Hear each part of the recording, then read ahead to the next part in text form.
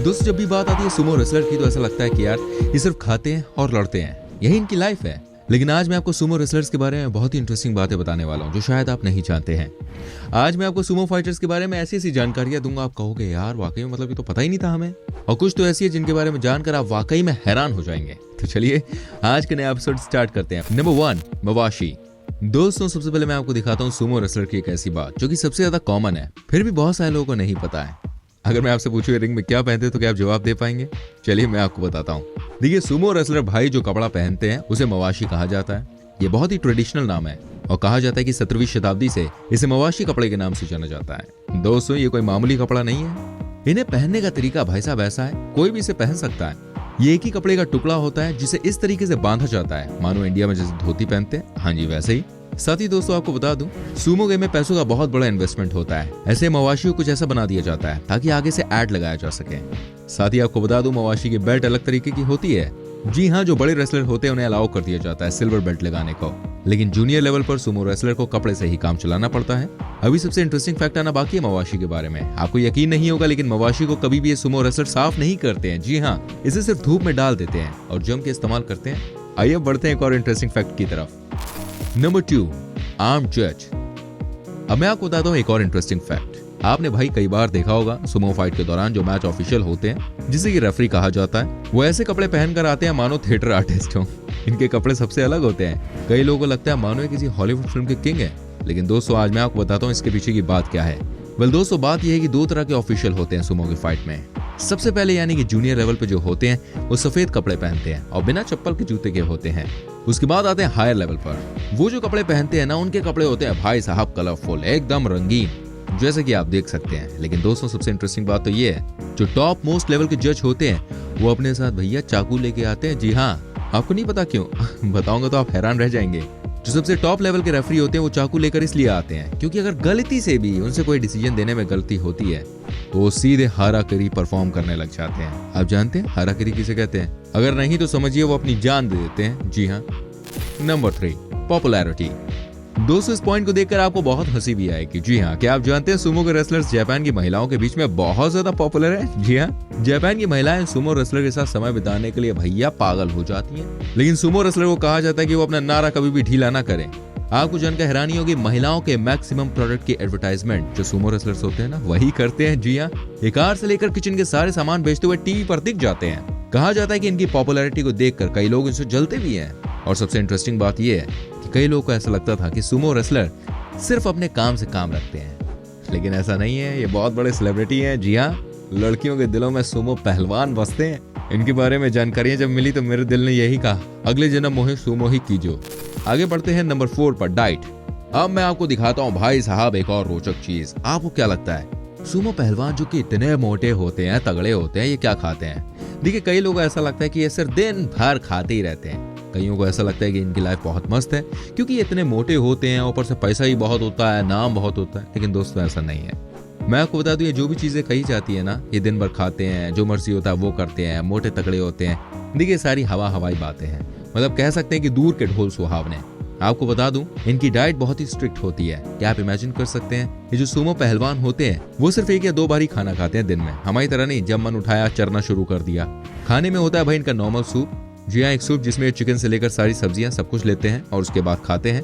हालांकि ये कई तरह के प्रोटीन शेक पीते हैं, लेकिन आप खुद ही समझिए, जैसे कि इनको देखकर लगता है ना बात वैसी नहीं है। ये हमसे भी खाना कम खाते हैं। जी हाँ, लिक्विड डाइट इनकी बहुत ही अच्छे लेवल की होती है। कहते कि अगर इनका सूप हम में से कोई आदमी पी ले तो उसे दिन भर भाई साहब खाना खाने की जरूरत नहीं पड़ेगी।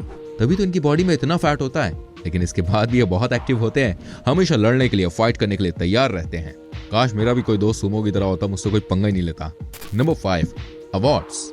दोस्तों मैं आपको बताता हूं, जब कोई सुमो पहलवान बड़ा मुकाबला जीतता है तो उसको क्या दिया जाता है? क्या आप यकीन कर सकते हैं? जब कोई बड़ा मुकाबला जीतता है तो उसे $19,000 का केस अवार्ड दिया जाता है। जी हाँ, वो भी कंप्लीटली टैक्स फ्री। इतना ही नहीं, मैं आपको बता दूं, इनका नेशनल लेवल का फाइनल जब होता है ना, यानी कि सबसे बड़ा फाइनल, तो उसके चीफ गेस्ट बड़े बड़े लोग होते हैं। जैसे कि लास्ट ईयर अमेरिका के प्रेसिडेंट थे डोनाल्ड ट्रंप। आपको समझ में आ गया होगा इससे दुनिया भर में कितने पॉपुलर हैं।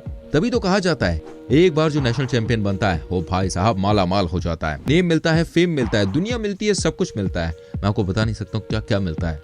दुनिया के बड़े बड़े नेता फाइनल के दिन इन्वाइट किए जाते हैं। इस बात से एक चीज तो प्रूव हो गई कि जापान के लोगों के लिए सुमो फाइट यार कितनी इंपॉर्टेंट है।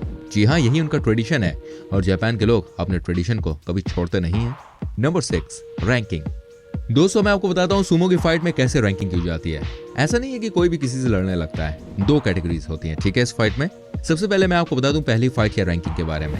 तो भाई इसको कहा जाता है लोअर डिवीजन, जिसमें ऐसे फाइटर्स होते हैं जिन्होंने अभी अभी अपने करियर की शुरुआत की है। दूसरी होती है भाई नेशनल रैंकिंग, जिसमें कि सारे टॉप फाइटर्स एक साथ पूल में होते हैं। उसके बाद इन सबका आपस में मुकाबला होता है और जो हारता है वो टूर्नामेंट से बाहर हो जाता है। इसी को कहते हैं दोस्तों रैंकिंग इन Sumo. Number 7, ritual before fight. दोस्तों आपको क्या लगता है ये जो फाइटर होते हैं सीधे रिंग में पहुंचते हैं और चालू हो जाते हैं लड़ना?